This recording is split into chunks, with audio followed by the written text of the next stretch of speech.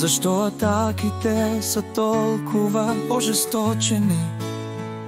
Защото врагът знае какво носиш в себе си.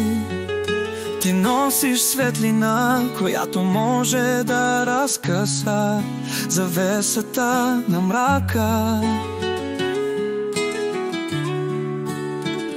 В теб е вложено нещо свято, нещо непреодолимо, Божият образ, Божията любов, и това плаши врага. Той знае, че ако успееш да разбереш коя е твоята истинска сила, нищо няма да може да те спре.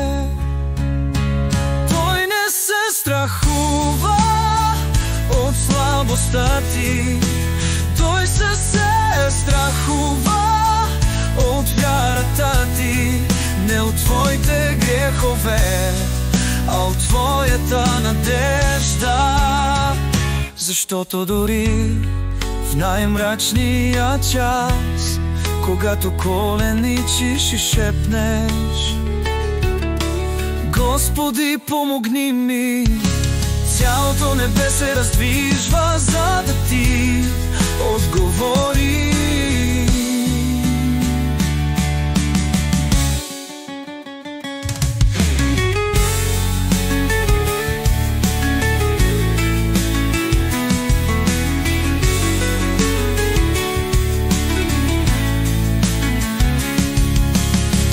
Той не се страхува от слабостта ти, той се страхува от вярата ти.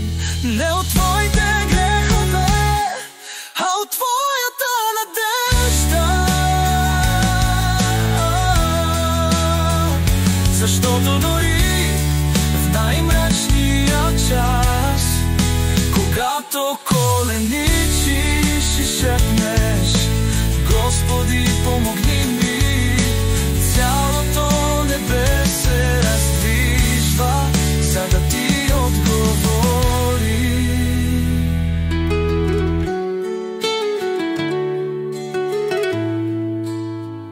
Защото дори в най-мрачния час, когато коленичиш и шепнеш: Господи, помогни ми, цялото небе се раздвижва, за да ти отговори.